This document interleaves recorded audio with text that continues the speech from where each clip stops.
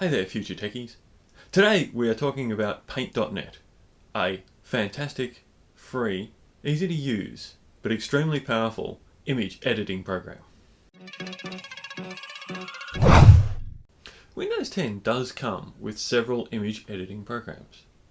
You've got Paint, Paint 3D, and Photos. And they're all kind of useful in their own way, but most of them are either really basic or really cheesy. Paint.net is a serious editing program of the likes of Photoshop, but without the giant price tag. The classic version of Paint.net is available from their website, which I've linked above, or you can go to getpaint.net. Or they also have a version in the Windows 10 store for $7 US or $10.45 Australian. The Windows Store version does have a couple of advantages. One is that it's always automatically updated in the background, and the second is that it helps fund the author so he can keep adding to the program. If you are using the totally free classic version, it does actually check for updates every 10 days, but it doesn't download them automatically. It just pops you up a box that says there's a new version to download and click here to download it. It is pretty simple though. There's also a PayPal donate button on the web page so that you can donate to the programmer so he can keep working. If you need help downloading and installing programs, there's a link here to an earlier episode we did about that. And there's another one about the Windows 10 store and how it works. I personally use the classic version because I've been using the software for years, long before the Windows 10 store was even invented, and I just keep using it that way. Once you have the program installed, you can open it by clicking on its icon or just opening one of the image file formats that it supports.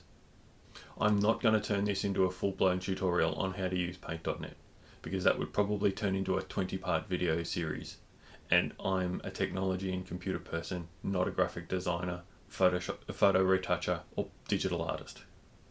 What I will do is briefly point out a few tools that I use a lot, and then you can keep playing from there.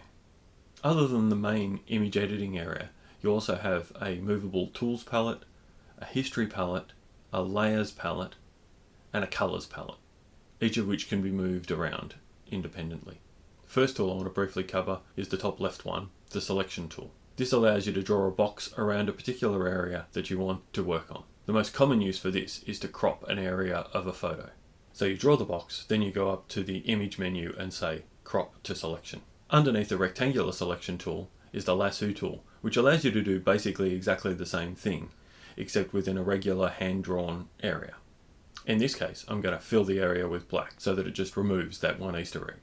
Other useful features up in that image menu is the ability to flip and rotate an image in case it's come out of your camera the wrong way, or you just want to do something a bit artsy with it. These are just the real basics. I've added a link to a playlist up here that contains a step-by-step tutorial that I found on YouTube. It's a bit older and the version looks a bit different, but it will take you through the basics step by step. I just wanted to introduce you to the program, not do a deep dive through all of its features. I hope that was useful. If you're already a Paint.net user, please drop a comment below and let me know. Or, if because of this video you've decided to download and try it, let me know that too, that'd be awesome. The Tech Doctor is here to help you become your own technician and negotiate the technology maze for yourself. There's a subscribe button down here to see the new episodes as they come out. There's also new videos here and here that you might not have seen. We've also got a Facebook group up the top here that you can ask your own questions. Thank you so much for watching, and have a great day.